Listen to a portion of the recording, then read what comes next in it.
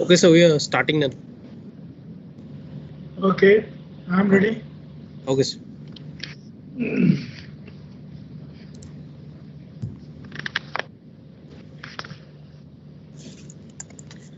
so very good afternoon to everyone and welcome to the vertical 2 of the DDH training program. Today in this session we have with us Professor P.V. Bharatam. Professor Bharatam is associated with Department of Medicinal Chemistry at NIPER Mohali. His research interest includes synthesis of computational design molecules, medicinal chemistry, nitrions, quantum medicinal chemistry, pharmacoinformatics, drug toxicity, drug delivery. Professor Bharatam is a recipient of many significant awards in the field of science and is also a fellow of Indian Academy of Sciences and the Royal Society of Chemistry. He has around 25 years of teaching experience in bioinorganic chemistry, chemoinformatics, pharmacoinformatics, quantum chemistry, physical and computational chemistry. In today's session, he will be talking on computational analysis. So I now hand over the session to Professor P. Bharatam. Okay, good afternoon, everybody. Today we are going to learn about conformational analysis. This is one of the important steps before we go to the actual drug discovery. We have to perform this step called conformational analysis. This is to know which pose of the drug is most suitable. We want to know which pose of the drug is going to produce the therapeutic effect. That is the pharmacological effect. That is the result between a drug and macromolecular. What should be the pose? That means how it is arranging itself in 3 dimensions. That is what we want to know. But there are no way of knowing it except by knowing the protein data bank, going to the protein data bank. If there is a crystal available between a small molecule and the macromolecule, from that we can make a guess. Probably the 3-dimensional arrangement of the drug inside the cavity of the macromolecule, that probably is required to produce the necessary therapeutic effect. Other than that, we do not have any shortcut to know it. So we cannot know the real answer to the question that we are asking. What is the pose of the drug which can produce the therapeutic action? But we shall make an attempt. In future, we may have many clues available. But currently, there are several computational tools available to know the conformation of a given molecule. A conformation is nothing but the 3-dimensional arrangement of the drug molecule. Conformation of a drug, we want to know which is the bioactive conformation. I don't know about bioactive part. Till now, there are not many tools available for bioactive conformation. But what is conformational analysis? How to do the basics of that? How computers will help us in understanding the basics? These things we already know. So that means we have reached halfway to the question, main question. We want to learn this half part so that in future, when any one of you develop a very good technology, we are ready to pick up that technology and use it for drug discovery.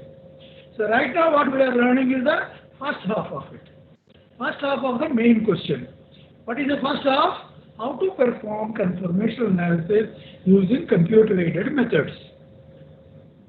Going to the actual picture, let us try to see any drug discovery scientist. That means all the people who are participating in drug discovery hackathon, they should develop this art. There is an art, beautiful art. This is called thinking in 3 dimensions. We have to think in 3 dimensions. We have to think about the small molecule in 3 dimensions, not in 2 dimensions, not in one name, Paracetamol is name. Paracetamol. Paracetamol is okay. Everybody can understand. The spelling. I'm not talking about the spelling. I'm not even talking the chemical formula. That means para-acetyl acetophenone. Okay, para-amino acetophenone. Okay, this is the name. That is chemical name. I am not even talking about the chemical name. That is also one-dimensional information. We have the 2D structure. We can write the 2D structure of paracetamol. It has got a phenyl ring, there is acetyl group, there is amino group, para-amino acetophenone group. Okay, we understand that. We can draw the 2D structure. I am not even talking about 2D structure. I'm talking about 3D structure because the drug is three-dimensional. When it is flowing, when you are supplying a tablet, when it is entering into your stomach, when it is going to the liver, through the various parts of the body, when it is interacting with the cells, when it is getting transported by the transporters, when it is getting a flux or influx, when it is getting influx or efflux, when it is getting influx or efflux, it is not two dimensions. It is not one dimension. It is not a name which is getting transported. It is the molecule in its three dimensions which is getting transported, which is going through entire body, which is going out of your body. It is all three dimensions. So we need to think in three dimensions. We have to think in three dimensions about the macromolecule on which it is acting. Maybe it is COX-2, maybe it is a transporter, maybe it is a antibody, maybe it is an enzyme, maybe it is a receptor, maybe it is DNA. All of them are three dimensions. We have to think in three dimensions about these molecules. There are cavities, there are spaces in which the small molecule should interact. That space is also three-dimensional. Space is space. We don't know. We know that space is space. Space is having no shape in general. But the space within a macromolecule is very limited space. That space is having three-dimensional structure. So we need to think in three dimensions about the space also. That is, the cavity of the macromolecules are in three dimensions. The interaction between small molecules and the macromolecules are happening in three dimensions.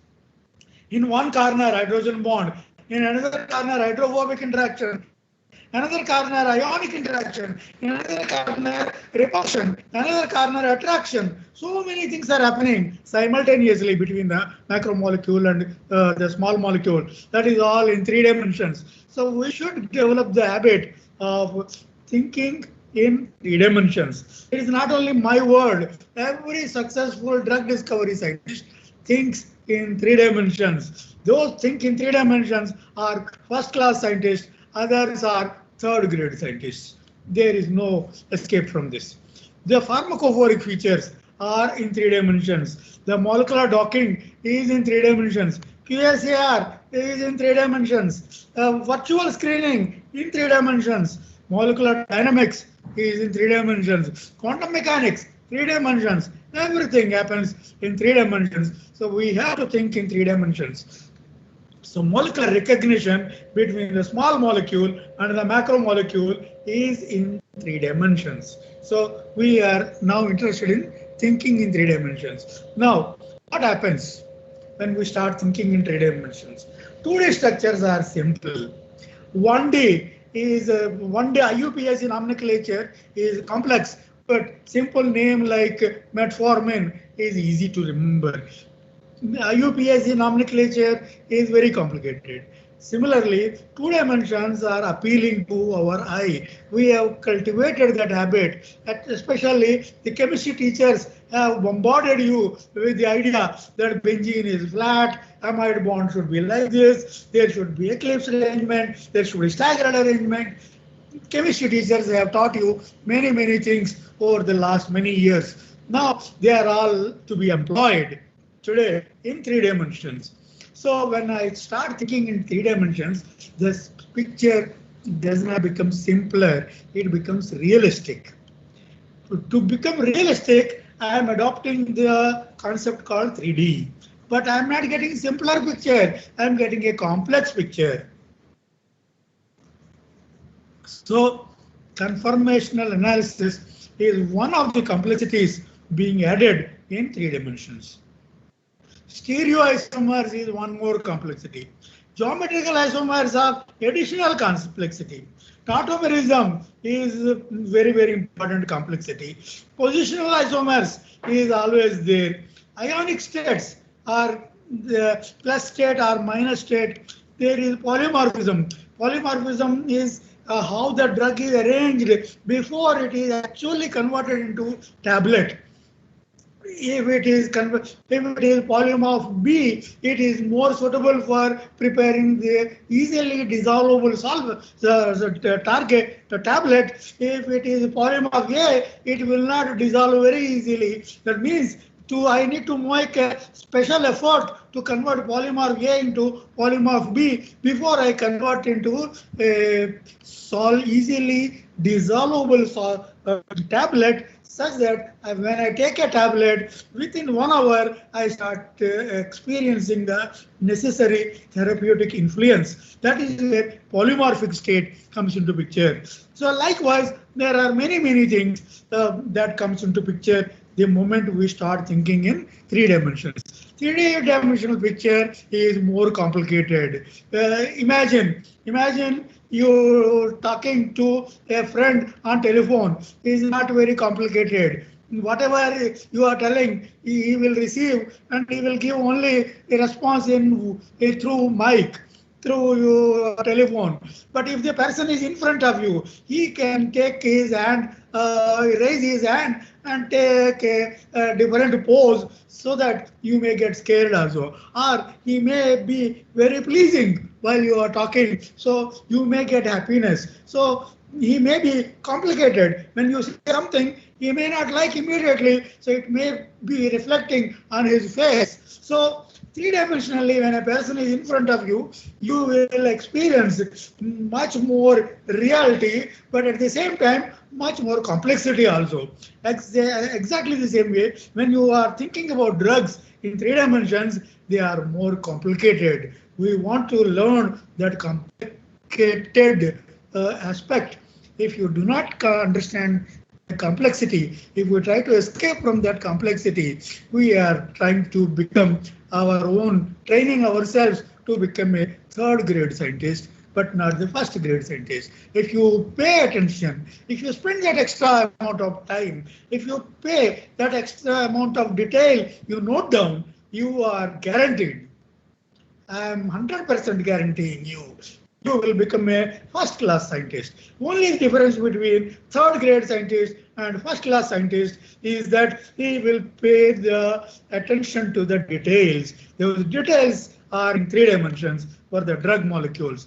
That is what I am telling again. Conformers, stereoisomers, isomers, automers, positional isomers, ionic states, polymorphic states, interactions between the drug and macromolecule, arrangement between these, all of them are very important in 3 dimensions, and then you will become guaranteed to become a first class drug discovery scientist. Having said that, let us go to the next step. What is conformational analysis? A given drug may have several rotatable states. There may be several rotatable bonds, sigma bonds, CC sigma bond, CN sigma bond, or CS sigma bond. Likewise, there are several rotatable sigma bonds. There are non-rotatable sigma bonds. They are within the framework of a ring. A ring restricts the rotation of CC sigma bond. However, those atoms which are not within a ring, those bonds which are not within a ring, they are easy to rotate. As a result of this rotational freedom, the drug molecules will adopt various conformations, various conformers can be formed. In some cases, a particular conformer is very good in providing the necessary interactions. Another conformer is not very good. Exactly the same way, if you are talking about a friend, if a friend gives you a smile, after listening to your sentence, you will feel happy. Okay, my friend has appreciated my sentence or my concept.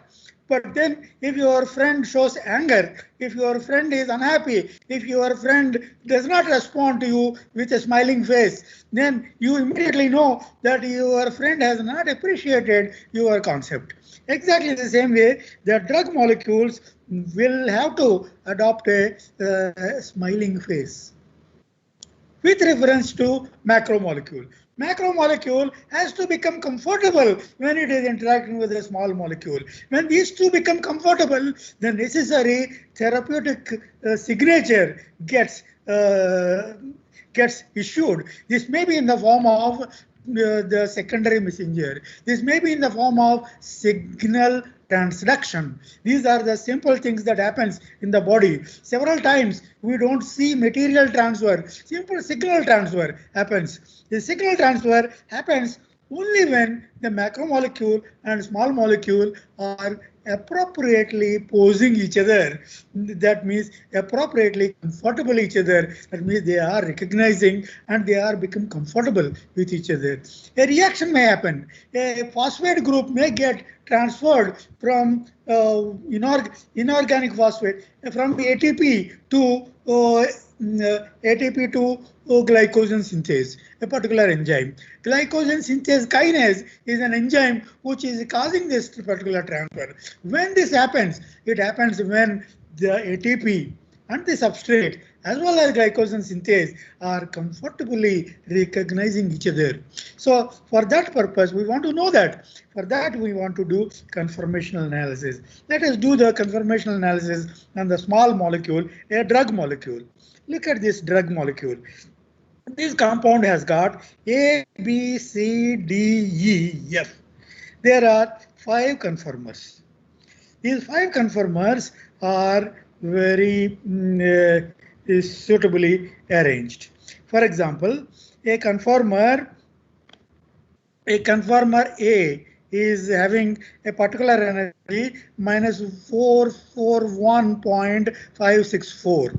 Another conformer which is close to the lowest energy conformer, it is minus 441.570. That means there is an energy difference between the two conformers. A has a different conform energy, BA is a different conformer which is having different energy, C is completely different, D is having a different energy, F is having different energy, E is having different energy, and the most important, O is not even pointed out here. O is having different energy. O is the most stable conformer. On this potential energy curve, you can find that there are several conformers. This particular figure is telling that on the x-axis there are torsional angles, on the y-axis there are the energy values in arteries, and then there are conformers along the across the graph showing A, B, C, D, E, F, G, H, O, and then O is not even shown. O is the most stable conformer. This one. Okay, I should go back. Okay, where is it? I go back here, and O is the most stable conformer, which is not even shown properly here. This one is O, and F is belonging to this structure. D is having a system with a particular energy. D is having a energy state which is not. Oh boy, I'm losing my power in the computer. I have to go somewhere else to give power to this system. Okay, fine. I come here. I give power. Oh, I cannot give here. Okay, I have to give Please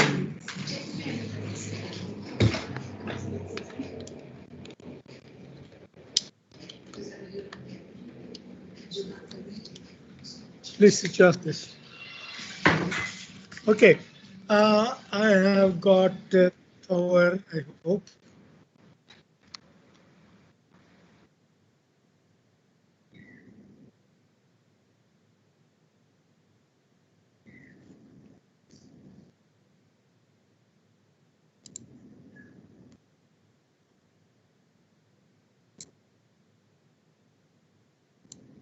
So can you share your screen?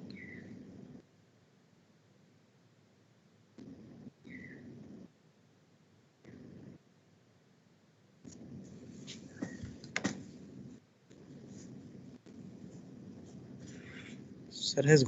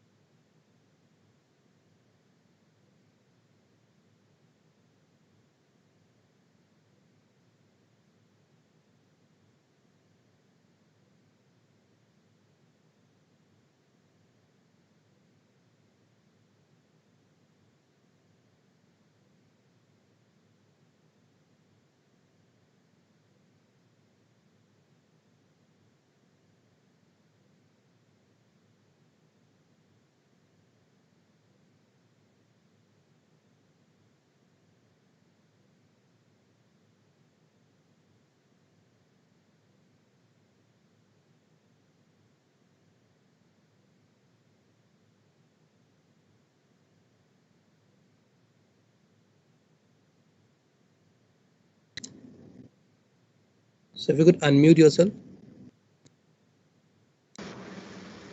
Okay, can you see me now? Yes, sir, your slides are not there.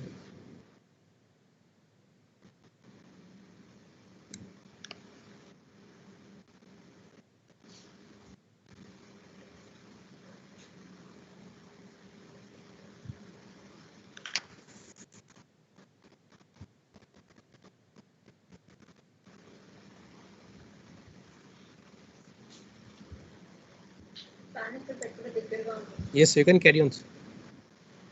Okay, we are on slide number 4, and then we are trying to understand that there is a conformational analysis here, a drug molecule. It is having A, B, C, D, 4, E, F, 6 different states, and then state A, C, A, no, A,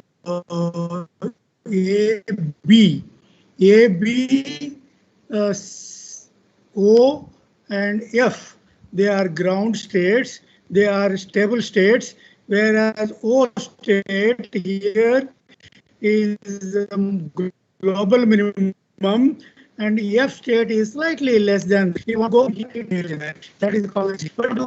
I don't need a lot of energy. I need very small energy to be supplied. That means activation energy is very small. Whereas if I want to go from O to F, activation energy is very high.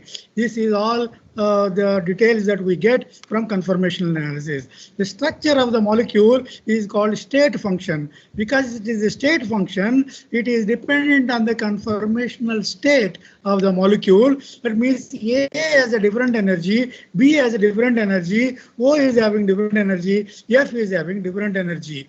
So this is all conformational analysis. Let us look at the simplest molecule, which most of you probably are already aware of this molecule. This is called butane. In butane molecule, we always write that there is anti-conformation is more stable, or this is called staggered arrangement. The next immediate arrangement is called the eclipsed arrangement. Eclipsed arrangement is having less energy. It is not a real state. Actually, this is a transition state between one anti-state and the gauche state. That means there is anti is global minimum, whereas gauche is a local minimum, and in between these two, eclipsed state is a transition state. Eclipsed state is not a preferred state, whereas anti-state is preferred. Gauche state is also preferred for this particular molecule called butane. You can recall this from your +2 or BSc first year knowledge. Now, let us go to another molecule. This molecule is known to all of us. This is called sulfonamide. This particular functional group is present in many drugs. More than 30 drugs are available in your nearest chemist shop with this functional group. Sulfonamides are many antibiotics contain the sulfonamide group. In the case of sulfonamides, you will see that eclipsed arrangement is more stable. But generally we know eclipsed should not be more stable. But in this particular case, only in this group of molecules where sulfonamide is present, eclipsed is more stable because there is a feature called anomeric effect, or this is also known as negative hyperconjugation. Because of the presence of negative hyperconjugation, in sulfonamides, eclipsed state is more preferred compared to the staggered state. So these are all some of the details that you will have to pay attention while you are designing the drugs. Let us look at one more example.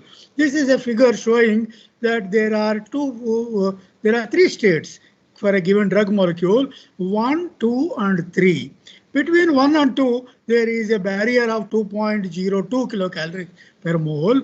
The energy difference between 1 and 2 is very small. You can see that the energy difference between 1 and 2 is only 0.04 kilocalories. Whereas energy barrier for the conversion of 1 to 2, it requires a transition state. We have to pass through a transition state. The barrier for this particular transition is 2.02 kilocalories per mole.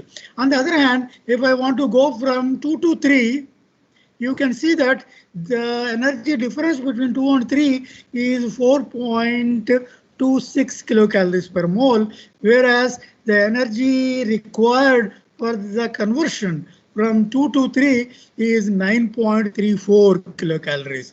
9.34 minus 0.04, that is 9.30 kilocalories have to be supplied before a conformer from 2 to gets converted to 3. On the other hand, 3 can also go to 1.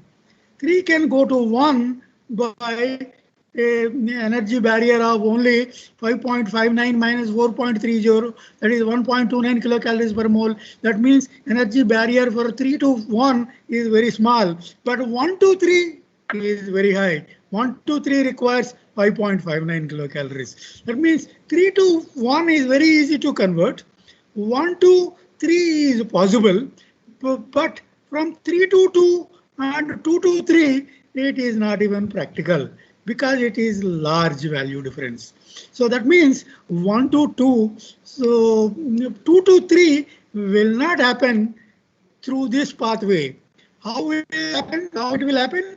2 will get converted to 1 and 1 will get converted to 3. This is a better way of going rather than 2 to 3 directly. So likewise, we will get many clues regarding the structures of the molecules if we pay attention to their energies, if we pay attention to their conformers.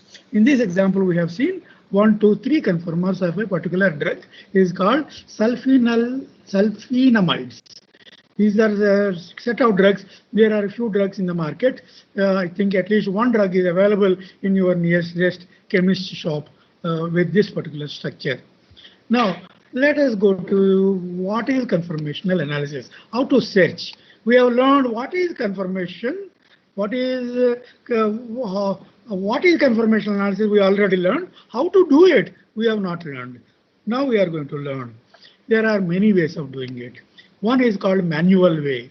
Manual method is the method where you pay attention as a scientist, you pay attention, or a chemistry person will tell you there are many rules of chemistry. In conformational analysis, understand all these rules and perform it. That is called manual conformational analysis. There is an automated conformational search. You leave it to computer. Computer will do the conformational analysis. It will perform the rotations. It will perform the inversions. It will perform the tautomerism. It will perform the ionization. You leave it to computer to do it. That is called automated conformational search. There are two methods. If you are very good in chemistry, you can use the manual conformational search. If you have any confidence, if your confidence level is slightly weak in chemistry, you better use the automated method because you don't want to miss the best conformer. There are many conformers available. Out of that, you want to choose the best. If you want to choose the best in terms of the energy, you don't want to miss the best just because you have used your own intuition. If your intuition is having a small problem, if your chemical knowledge is having some limitation, you may miss out one of the best. So, for example, if you don't know what is anomeric effect, then there is a chance that you may miss out. But if you leave it to computer, it may do it automatically. It will consider all options and it may give you the best option. But don't trust computer also. Don't trust computer, don't trust yourself. So you trust combination of both. That is why computer drug discovery is a very powerful team. When you employ your biology, you employ your chemistry, and you employ your computer, all of them efficiently, you will be able to do very good drug discovery. Let us learn what is manual conformational search. Here, there are several rules in chemistry. For example, the rule about amide bonds is that the NH bond and the CO bond are always trans to each other. This is guaranteed. Any amide bond, that means you take peptides, you take enzymes, you take proteins, you take antibodies, you take any compound containing amides, the NH bond and the carbonyl CO bond should be close to 180 degrees. It may deviate by 10 or 20 degrees, so to maybe 160, maybe 200, but it is close to being 180 all the time. That is that they are supposed to be trans to each other. If by chance in your structure the NH bond and CO bond are written as a cis arrangement, in the cis arrangement, that means you are going to give wrong result. Your computer will give certainly wrong result if you are showing cis arrangement across a peptide bond in your protein or in your amide bond in your drug molecule. So be careful about this amide bond. Next, think about the double bonds. In double bonds, trans is more stable than the cis. This is rule number 1. But there are many conditions where this rule is broken. Just like when you go through traffic light, you break rules many times. Similarly, in chemistry, we break rules. Trans arrangement is most stable, should be most stable, but there are some conditions where the rule has to be broken. Cis is more stable under some specific conditions. You should know these chemical conditions where if you want to apply this rule very efficiently. On the other hand, you go to a single bonds across the, go to all the single bonds across any single bond, CC single bond, CN single bond, CS single bond. It is easy for the bond to rotate. That is sp3 sp3 carbon. Let us take example of one sp3 carbon and another sp3 carbon. You know about hybridization, sp3 hybridization at one carbon, another sp3 hybridization at another carbon. When there are these two carbons are attached to each other, there is free rotation. Free rotation means the energy required for rotation is anywhere close to being 3 kilocalories per mole. That means at room temperature in your solution, that much energy is already available. In your metformin, in your paracetamol, in your bedaquiline, in your whatever drug molecule you take, there are 6,500 drug molecules. In all the drug molecules, whenever there is sp3 bond, that means it is free to rotate. The energy is only about 3 kilocalories. That means this rotation is always happening.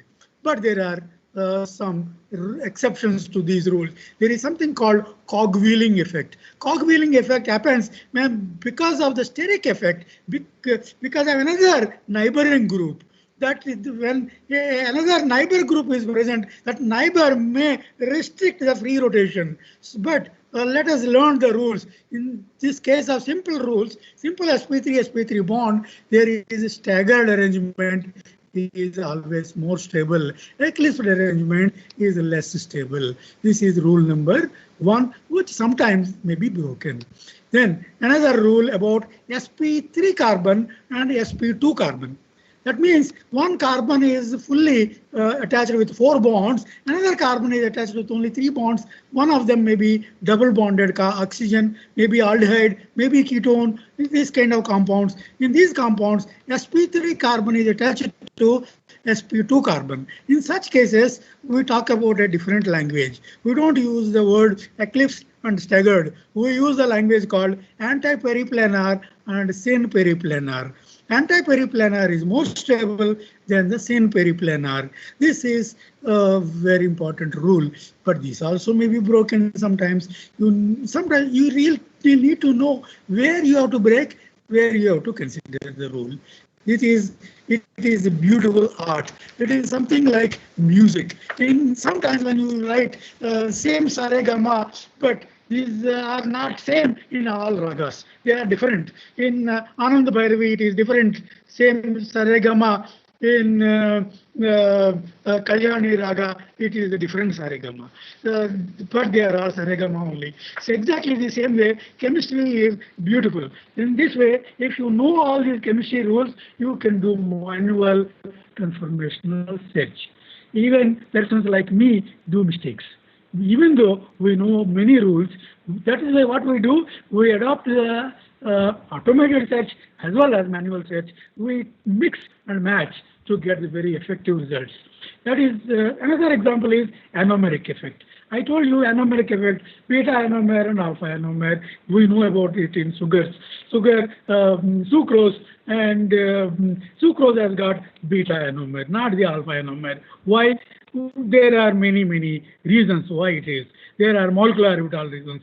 One of the molecular orbital explanations is called negative hyperconjugation. It is very intricate concept. We don't want to spend time today on this, but if you have time, you will go and understand what is anomeric effect, what is its relation to negative hyperconjugation, and that is given to give you beautiful explanation about the conformational analysis. Similarly, manual search can be done like this.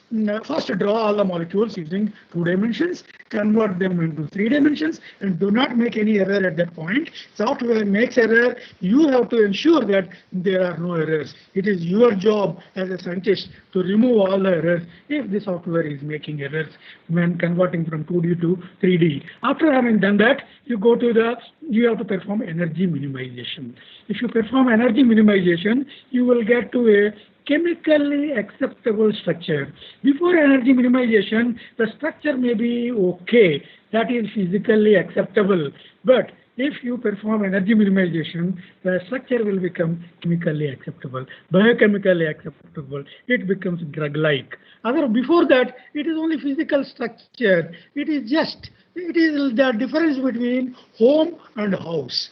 House is a place where somebody can live. Home is a place somebody is already living. Okay, you see the difference between these two, home and house.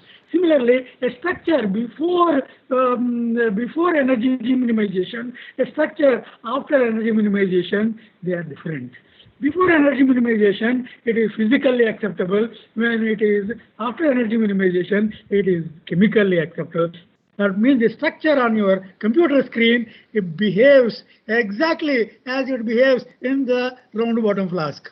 The chemistry, what is happening in your round bottom flask when you are adding A and B, the same chemistry is shown by the molecule on your computer screen after energy minimization only. That means energy minimization is one of the very important steps in drug discovery. After the energy minimization, you have to perform conformational analysis. That is another step coming close to the biochemically relevant structures. Okay, now let us go to the next point, that is each independent energy minimized structure can be considered as a conformer, and energy differences between these two can be understood, and which is the most stable conformer we want to know.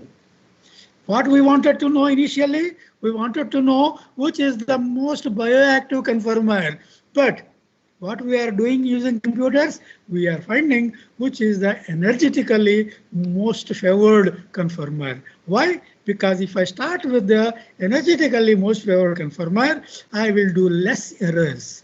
If I start from the good starting point, if I have a good starting point for molecular docking, I will do good molecular docking. If I have a good starting point for my pharmacophore mapping, my results will be satisfactory. If I start from my 3D QSR from a good conformer, my results will be reliable. If I start from somewhere without paying attention to energy minimization and without paying conformational analysis, that means I am doing a blunder. Knowingly or unknowingly, whether you do knowingly a blunder or unknowingly, blunder is a blunder. So you are attending this set of classes, you are attending these 4 weeks of lectures because you don't want to make blunders in your drug discovery. So I am going to tell you that if you perform 3D structural design of a molecule, after performing energy minimization, after that if you perform conformational analysis, you are starting your drug discovery from a very strong foundation. If you don't do these two steps, that is energy minimization and the conformational analysis, you are knowingly or unknowingly introducing errors in your drug discovery process. Remember, whether you do it knowingly or unknowingly, in both cases, you will give very wrong interpretation. If you want to find a drug for COVID-19, and if you start with a wrong conformer, if you give wrong interpretation, you will work for 6 months. After working for 6 months, you will get a not so reliable result. Who is the loser? COVID is not going to lose. It is going to do its job. Somebody will do the right job. You will be the loser. So do not do the mistake. First perform conformational analysis. Before that, you perform energy minimization. This is very important. You may use semi-empirical method for this. You may use molecular mechanics for this. You may use quantum mechanics for this. You may use molecular dynamics for this. I don't care. You have to do conformational analysis. You have to. That is why we are spending time on this particular topic today. Let us go to the next topic. This is about energies. Once you do the energy minimization, the most stable conformer is known as global minimum. Other local minima are on the potential energy surface are curve. The delta E between two conformers, that is energy difference between two conformers, can be easily measured. Energy barrier for converting from one to another conformer can also be obtained, that is known as activation energy, EA. Delta E is energy difference. EA is the activation energy. Both are important during conformational analysis. Structure of the first conformer and the second conformer are different. Structures are different. That means the pose is different. That means the recognition is different. That means whether a molecule is smiling at the biomolecule or whether the small molecule is not smiling at the macromolecule. That becomes clear by doing the conformational analysis. If and only if they are comfortable, the drug discovery will happen, the therapeutic index will happen, then the signal transduction will happen, secondary messenger release can happen only when these two are comfortable with each other. That means small molecule is recognized by macromolecule. That is why conformers are very important. Structure of the transition state between two conformers is different.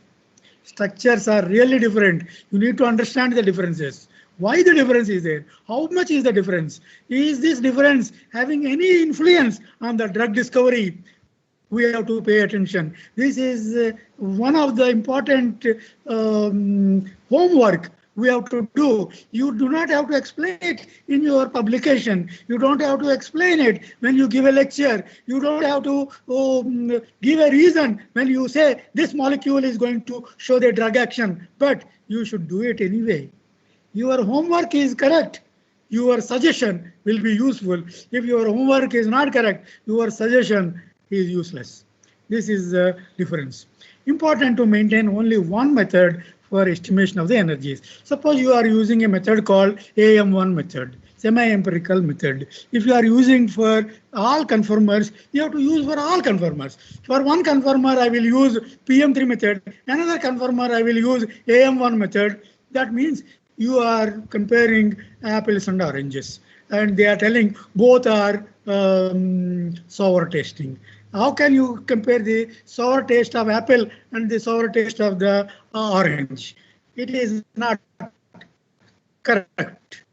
So the same way, if you use AM1 method for one conformer, PM3 method for one conformer, you find the delta E, then it is wrong.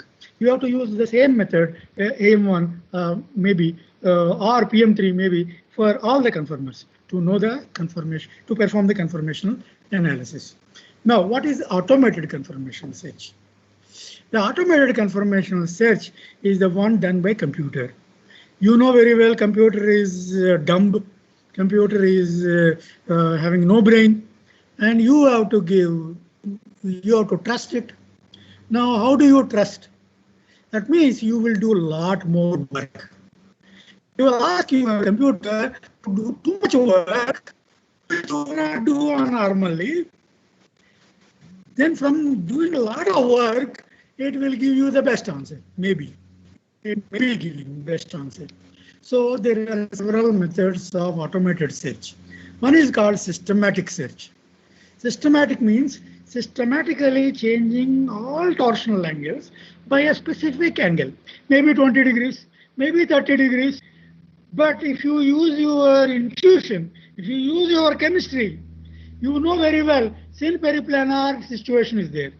Syn periplanar versus anti-periplanar, the difference is always 180 degrees. But you are using automated search. So when you are using automated search, you will try 30, 60, 90, 120, 150, as well as 180. Then 210. Then you will try 240. Then you will try 270. Then you will go to 300, 330, 360. Try all the options. How many options? So many options. 30 degrees means 12 options. Instead, you are supposed to try only 2 as for chemistry. But since you don't know which chemistry is being applied in which bond, you are giving option to systematic search. In systematic search, you will try many options. Many conformers which are physically correct but chemically wrong will be considered in systematic search. That means you will do too much work. Every torsional angle is rotated by a specific angle, and then you will generate many conformers physically, which are physically correct, maybe 24,000 conformers. Chemically there, but physically there are 24,000. Out of 24,000, you have to find which are the best 5. If you use chemistry, you will use only 4 or 5, or 6 or 7. Out of the 7, you will find which is the best 5. But if you are using computer, you will try 24,000 and find out best 5. So this is the difference between automated systematic search and the systematic search and the chemical search. But when you are doing systematic search, because you are considering too many conformers, you will skip the step called energy minimization of all 24,000. If you spend 24,000 conformers, all of them, if you spend 1 minute for energy minimization, 24,000 minutes you need to solve. You don't have that much time to do drug discovery. So systematic search is a search where most often energy minimization is skipped. So as a result, systematic search method is one of the very good method to introduce what is conformational search, but it is not to be followed. Don't use this method. I'm just telling you only to teach. Systematic search is a search method where every torsional angle is systematically changed by a specific angle, but it is a useless method. Okay, I'm going to a relatively better method. This better method is called random search method. Random search method is to randomly change the angle. The torsional angle is changed randomly. That means suppose there is a 0 torsional angle in the beginning. It is randomly changed to some 12 degrees. Some 12 is changed to 312. Then it is changed to 262. Then it is changed to 173. Then it is changed to 2. Then it is changed to 56. Randomly. Many conformers you will change. This is randomly changing the rotations across the various rotatable bonds. The torsional angle is changed randomly. In computers, there are some small algorithms called random number generator. You will use this random number generator between 0 and 360. Randomly any number is generated. By that much angle, you will rotate the bond and then you will get a new conformer. In this case, you will not consider more than 200 conformers. You will, within 200 conformers, you will be able to find the best 5. As a result, you don't need 24,000 conformers. Because of that reason, you can do energy minimization here. As a result, random search is much more useful. Random search is actually the only method you would like to use. Systematic search you don't want to use during automated conformational search. Random search is a method where you will change every torsional angle randomly by a specific random number, and then random changes immediately after random change you perform energy minimization. You will find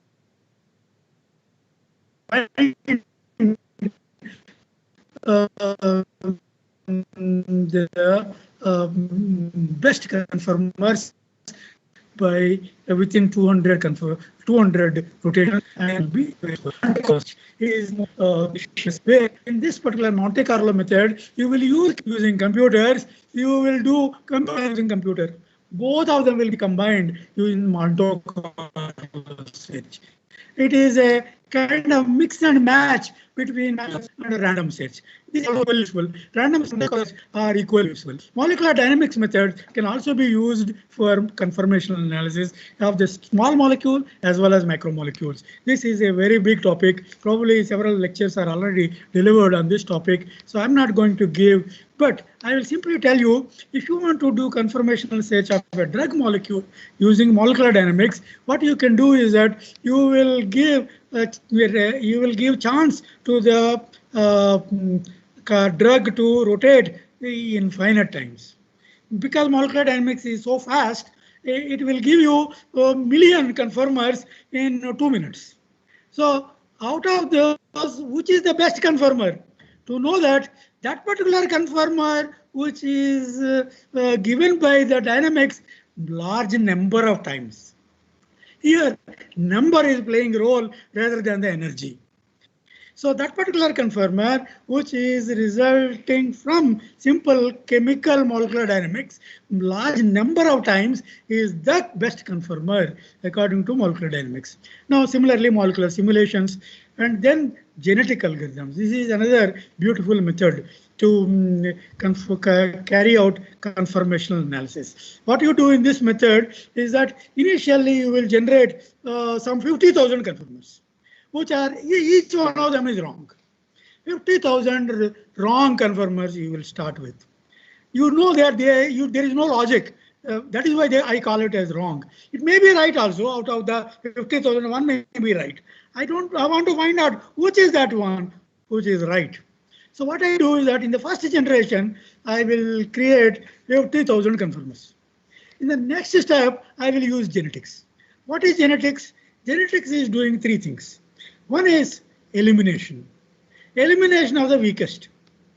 Next is to uh, uh, crosstalk between mix and match. Mixing two parents giving rise to one child. That's genetics.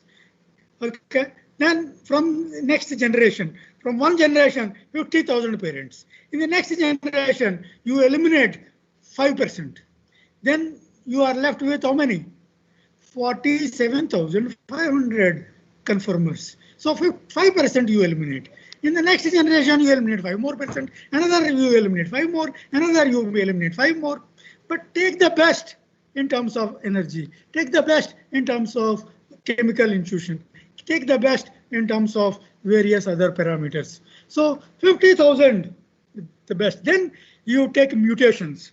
You perform mutations. You perform breeding.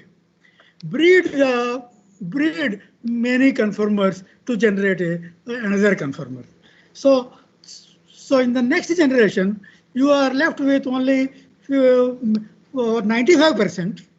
Again, in the next generation, 95, another 95 next, another 95, another 95. One day, you will reach to a point you are left with only 20 conformers. You started with 50,000 conformers. You employed three principles. One is eliminating the least favored. Then you taking the mix and match the parents. That is breeding between the parents. And then third is the take the mutation, perform the mutations. Using these three, you will create new generation. From there, another generation. From there, another generation. You reduce the number of conformers till the time you go to the 20 conformers. Then you perform doing docking, or you do pharmacophore mapping, or you do 3D QSAR, or you do whatever you want. Is the drug discovery. So the computer-aided drug discovery technologies which employ which require conformational analysis. Which are all the CADD technologies? Let us ask the question. The answer is almost all. Every drug discovery technology, every computer-aided drug discovery technology requires this conformational analysis. If you do not do this, and if you go ahead, you are intentionally introducing error. If you want to do 3D QSAR, you have to do conformational analysis of the first molecule, which is the template molecule. You have to do 3D QSAR. You have to perform conformational analysis on the first template molecule in 3D QSAR. In molecular docking, that concept of molecular docking is nothing but conformational analysis search. If you understand this concept, molecular docking thoroughly, it is nothing but searching the three-dimensional space in terms of the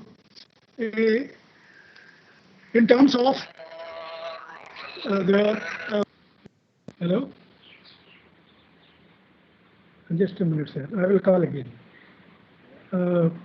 So if I am doing the conformation in molecular docking, it is nothing but searching the conformations within the given space.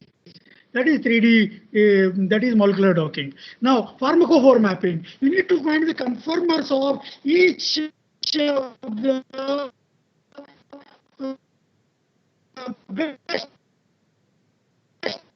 molecule from each series. That is why you need to do conformational search before doing pharmacophore mapping. Then you have to do de novo design.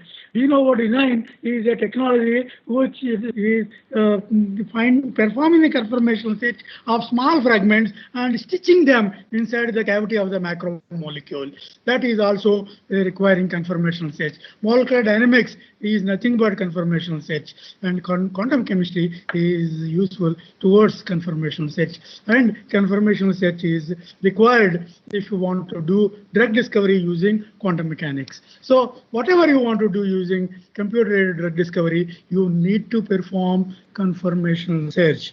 If you skip this step, that means we are introducing an error. Quickly, I will give an example because I lost some time. I am going to use extra time for molecular docking and what is conformational analysis. How molecular docking should be considered as an example of conformational analysis. I am going to describe here. Molecular docking is nothing but it is a method to find the best pose of the small molecule with the macromolecule. What is the best pose between the small molecule and the macromolecule? That means finding the best conformer of the small molecule versus the conformer of the macromolecule. That means there are several algorithms. For example, incremental construction algorithm. There is shape matching algorithm. There is Monte Carlo simulations. There is genetic algorithms. There is evolutionary programming. Then there is turbo search. There are several methods of molecular docking. All these methods are nothing but the methods of conformational analysis in the space that is available inside the cavity of the macromolecule. For example, incremental construction algorithm. What does it mean? It means that you take the large molecule and make into small fragments. Dock the small fragment in subpocket 1, fragment 2 in subpocket 1, fragment 3 in subpocket 1, fragment 4, all the fragments in subpocket 1. Then all the fragments in subpocket 2, all the fragments in subpocket 3, and find out which fragment fits better in which subpocket. And then find out which is the best fragment which is fitting into which subpocket. Identify that. Find out. From there, you reconstruct the whole molecule by stitching bonds inside the cavity. This is one way of doing conformational analysis. That means incremental construction algorithm is a conformational search algorithm inside the cavity of the macromolecule. Again, let us go to the genetic algorithms method. I already told you what is genetic algorithms. First, in the first generation, you will consider many conformers. Try to fit all of them inside the cavity. Only if you fit, many others will not fit. Eliminate all those which are not fitting. Keep some of them, which are appealing to be fitting. Keep them, but eliminate a few of them. Then you will come to the second generation. Then you do the mutations. Then you do the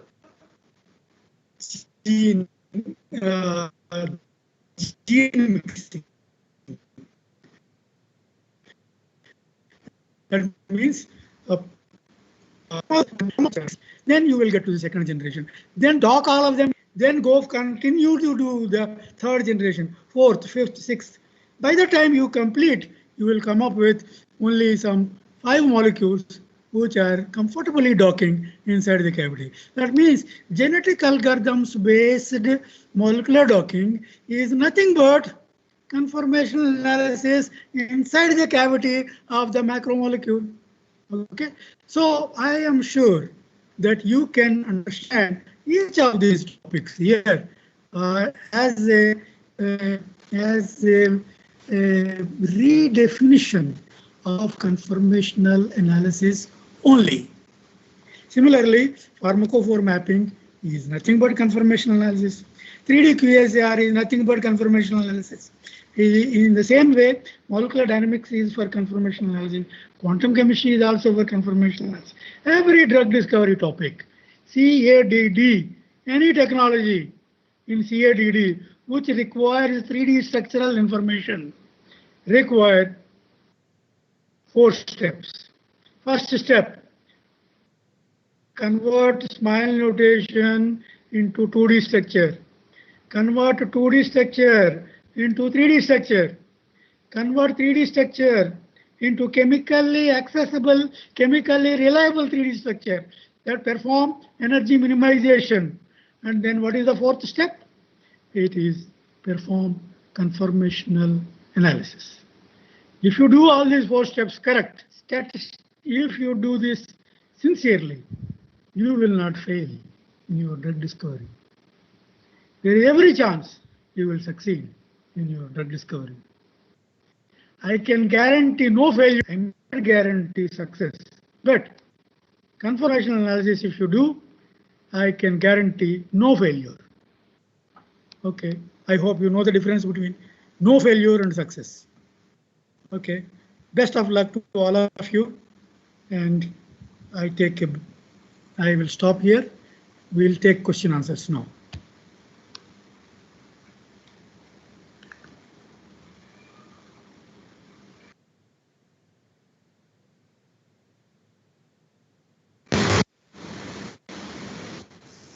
Thank you, sir. Thank you for such a wonderful talk.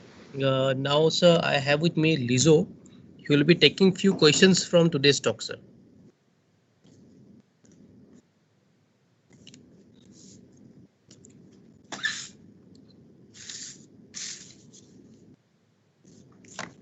Hello, sir. Am I audible?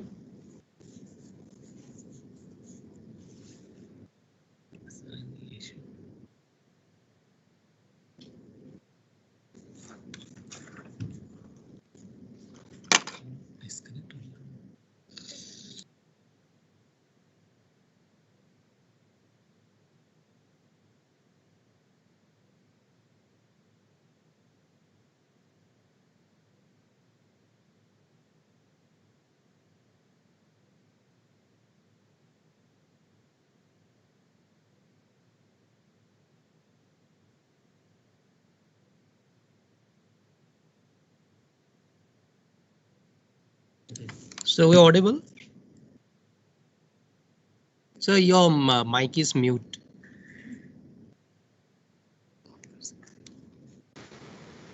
Yes, now is it okay? Okay, sir, fine. Yes, sir. Sir, Okay, the first question. May I take few questions, sir? Yes, please. Yes, sir. So the first question is asked by Mr. Dilip Parmar, and he's asking which algorithm is best for conformational search. If you are using automated conformational search, either random search method or the Monte Carlo method. These are available in almost all software tools. Maybe it is Schrodinger, maybe it is Tripos, or maybe it is whatever software you are going to use, Discovery Studio or whatever. You will have this option, random conformational search or the Monte Carlo search. Both of them are equally good. Then it is better to use any one of them. But you have to use your intuition. Towards the end of your conformational search, you have to use the known chemistry and ask the questions: Am I going in the right direction or not? You have to take a pause after performing automated conformational search and look at all the suggested conformers, and then you take a decision. Yes, you have to reassure yourself, yes, I'm going in the right direction. If you don't do that, a small pause, if you simply go ahead technologically, there may be you are missing the human touch. Human touch is always important. Just like a computer can teach. For example, the same lecture you can listen through YouTube, or the same lecture you may listen through online, or the same lecture you may attend my class and understand. So there will be differences in this. If you attend my lecture in person, if I am in front of you and if you are in front of me, the impact is different. The same impact, that difference will be there if you take a pause after performing random search or Monte Carlo search and understand the conformer before doing molecular docking. You will be very happy, as well as you will be doing the right things at the right time. Okay, that's my Yeah, suggestion. thank you, sir. The second question is, can we find the exact global minima through manual conformational analysis? Yes, most of the time we can find, because the chemical principles I told which need to be employed in manual search, most of them are very robust chemical principles.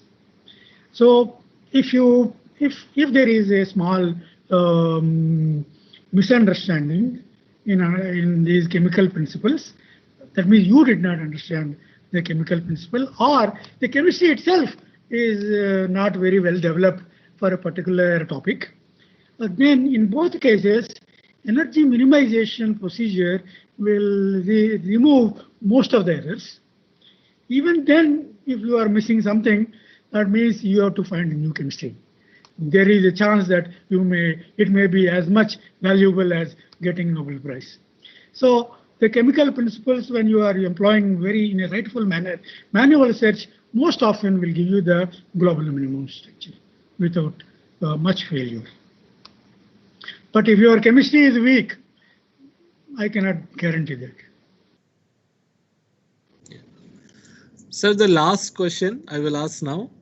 The question Yeah. is, does the number of conformers increase with increasing number of rotatable bonds?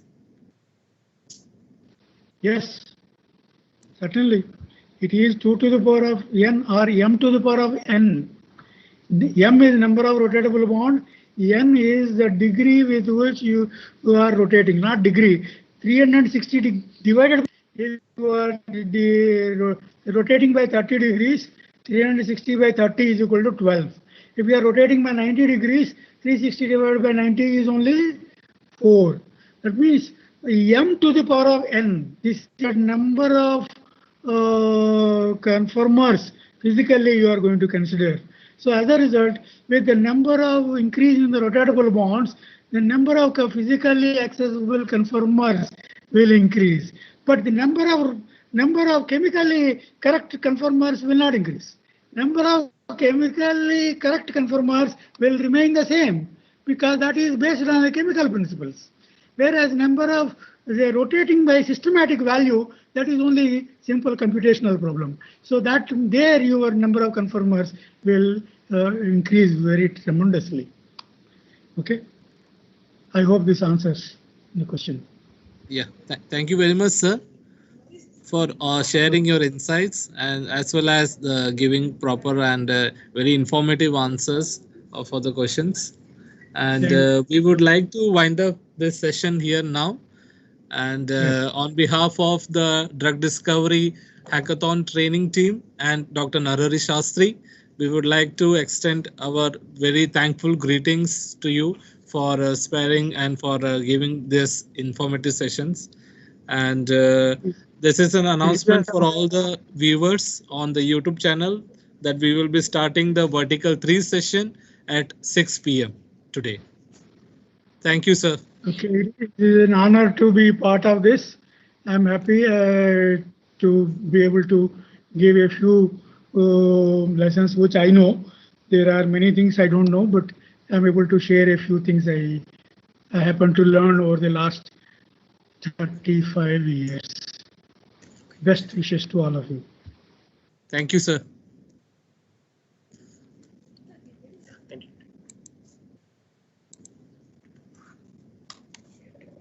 Leave the meeting.